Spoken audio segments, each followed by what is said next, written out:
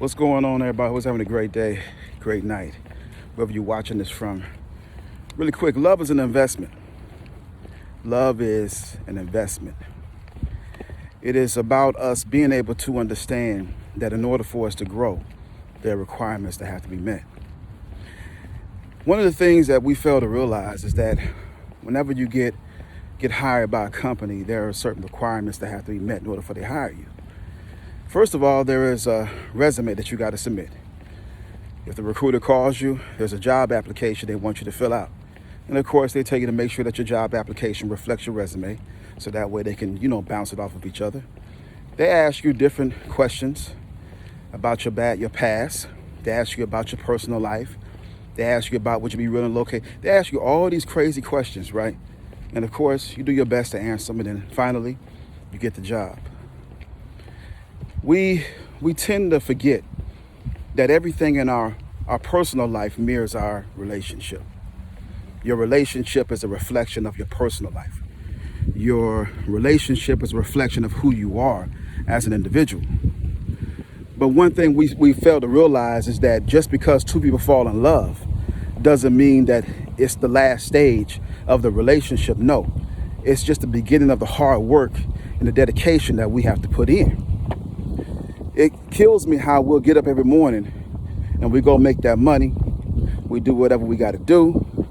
But when it comes to the relationship, when it comes to the time, when it comes to the effort, putting it into her or giving him the time that he requires, we always want to make an excuse. We don't see that. We think that because we tell them we love them, that's it. We think that because that we lay up with them, we go to bed with them every night, that's it. No.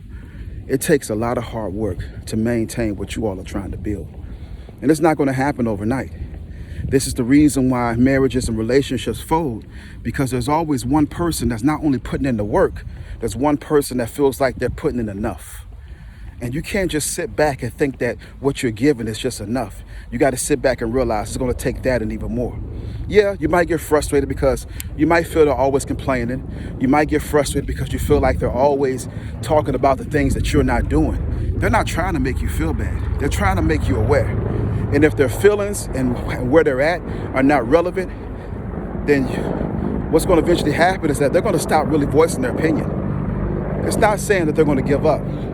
They're going to become so exhausted to where they're tired of hearing themselves tell you the same thing over and over again. One of the things that I've learned raising kids is that a child, you got to continue to remind that child over and over again. You can't tell the child to go in there and clean the bathroom and then just think the bathroom's going to get clean. No, you got to go behind the child and check behind the child, right? So why is it that we get in relationships and we have to continue to remind the person what they want, what we want, what we need in order for this relationship to continue to grow? And we're feeling that way because we're feeling slighted. We're feeling that way because we're the one that's putting in the work while they sit back and just enjoy the ride. No, it's not going to happen that way. And we have to stop making excuses for the reason why we cannot love the person the way that they deserve to be loved. Because truth be told, love is much more bigger than just a feeling. That job that you work on, the same commitment you have in your job, you got to have that and even more when it comes to your relationship. It's impossible to have anything. It's impossible to grow with the person if you're not dedicated and giving them exactly what they need. See, people, they think that money is enough. They think that what they do for the person is enough. That's never enough. Money's never kept anybody. People will use you for three things, and I said this, and it's in one of my books. They'll use you for your time, your love, and your money. And the thing about it is that you have to be able to dissect and understand that what is it that you're feeding off of? What is it that they're giving you that's keeping you, I ain't gonna say hostage, but what keeps you loyal in the relationship? What keeps you so dedicated and so committed to being with someone that's not offering you what you deserve and what you need? You all, 2020 is only the beginning of what's going to take place in the next few years.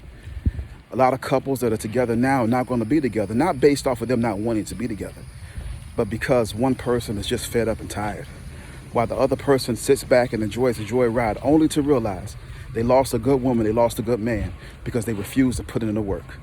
They gave all their time and energy to their job. They gave all their time and energy into chasing money, only to realize that in the very end, you're coming home to an empty house. You're coming home to somebody that's not there, but you still love them, and you wonder why in the world they don't want to be involved with you, because you're not willing to invest the same time and energy to your relationship or your marriage, only for you to end up miserable, wondering why you're not happy. Well, not only did you lose a good thing, you lost yourself in the relationship or marriage. Something to think about, all right? Last but not least, always remember, there's a moment in your life, God is bigger in this moment, and that's the reason why we got to continue to press. Bless and wonderful day.